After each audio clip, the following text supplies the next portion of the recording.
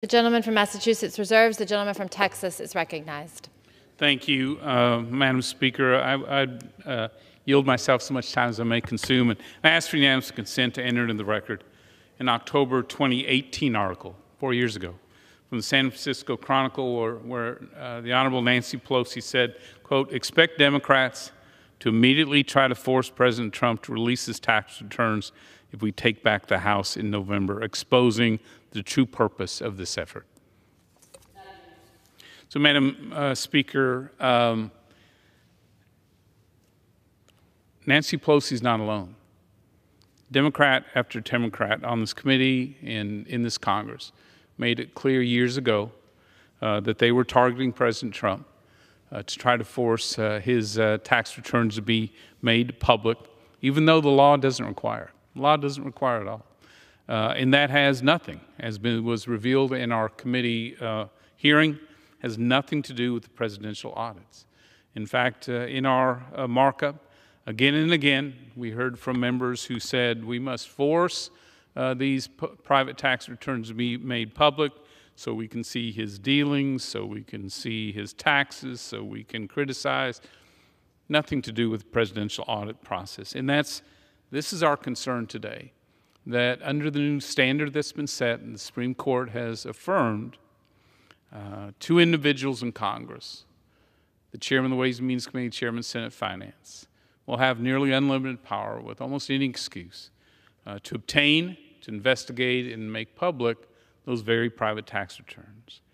We are not alone in our concerns. Other scholars have made the point that we have a voluntary tax system, and that if Americans don't believe and can't trust that their tax returns won't be kept private, if they have to worry that if they end up on the enemies list in Congress, that they too can be a target.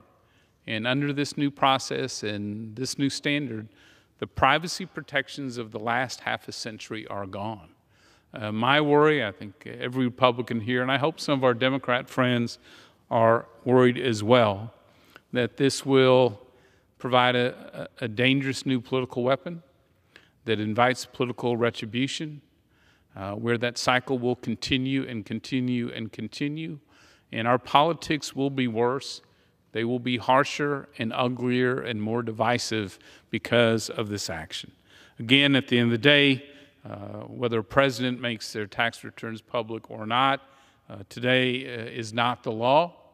And while I would recommend it for all, the truth of the matter is, at the end of the day, this is political targeting. It can be applied not just to the president, but to every American. And I am worried that it is not just public officials at risk, it is private citizens.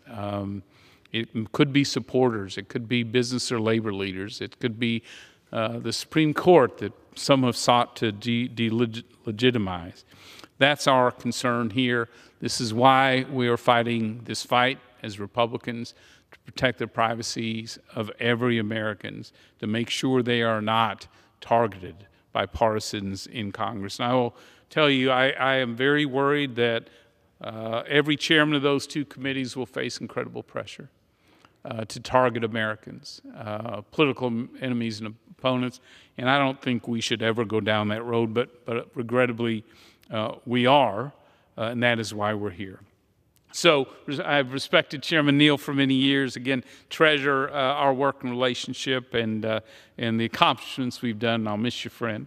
I also want to, before we conclude today, want to say a special thank you to several members of Ways and Means Republican staff that have worked so hard on this issue for years. Sean, Clerget, Derek Tyre, Caroline Jones, Molly Fromm, Brittany Havens, Paige Decker, J.P. Freer, and of course, the remarkable staff director of the Ways and Means Committee, Republicans, Gary Andrews. You've done a great job for this committee in this country. With that, I yield back the balance of my time.